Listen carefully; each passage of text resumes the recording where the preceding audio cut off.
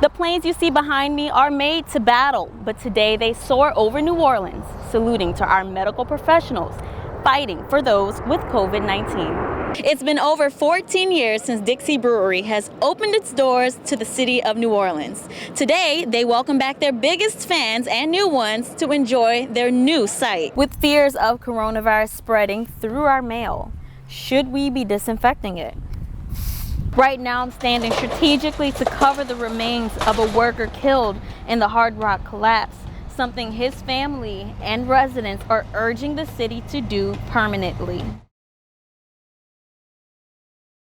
My wife had to work today, and honey, I'm sorry, but I'm having a good time.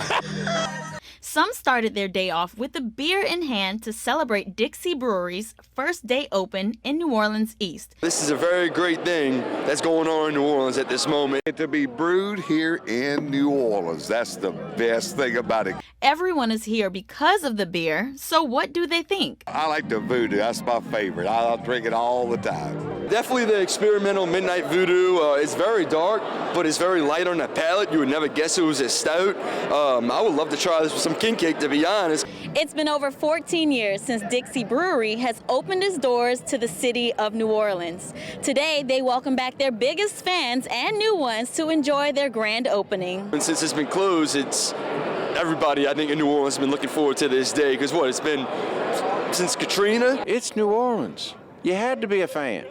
Just wait for it to come back to town. After Katrina, Dixie decided to brew in other states in order to keep business going. Now, all brewing will happen in the new location. As for New Orleans East, it has been struggling for quite some time now. I think it's really helped the city for employing people out here in New Orleans East. It's going to be a big help to this area. This is a project that Gail Benson and the late Tom Benson began in 2017 when they gained majority ownership of the company. Their plans was to return to New Orleans in 2 years. Today, that goal was met.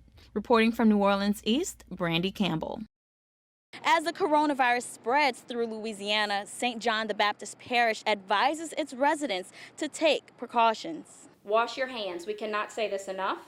Stay at home if you are sick and cover your cough. Parish President Jacqueline Hotard addressed the public after their first positive case in their parish surfaced. Following the emergency declaration by Governor John Bell Edwards, I declared a state of emergency. Most parishes affected have already made this declaration following the governor as cases of COVID-19 spread. St. Bernard Parish government has declared a state of emergency. In addition to schools being closed for a month and gatherings with over 250 attendees canceled, they have an added restriction. The sheriff has initiated a curfew for minors under the age of 17 beginning at 10 p.m. However, all parish operations will remain open. With this virus, older citizens are more vulnerable. It is a concern because we know that COVID-19 has an 80% recovery rate, and our most vulnerable populations are older residents. We would continue to encourage people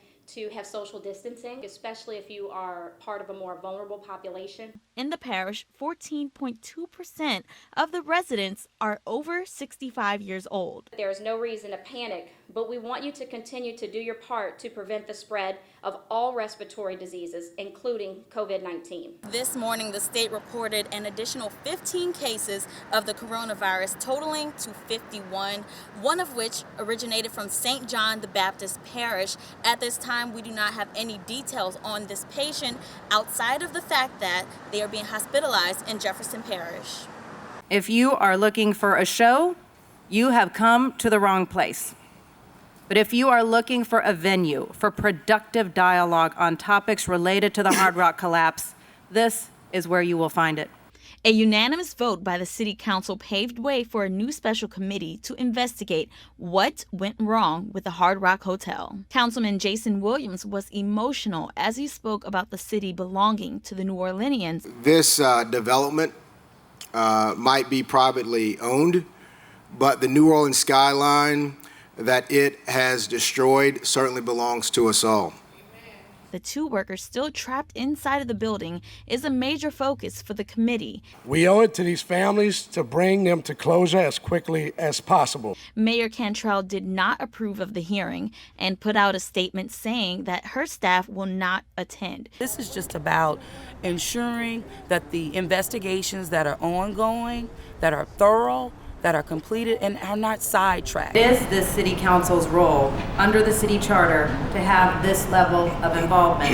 At the end of the meeting, residents were able to express their concerns and ideas. Some suggested that the council include people from the community in the committee. They could be bought at a price, but the corporation of the low people cannot be bought at a price, because you know why?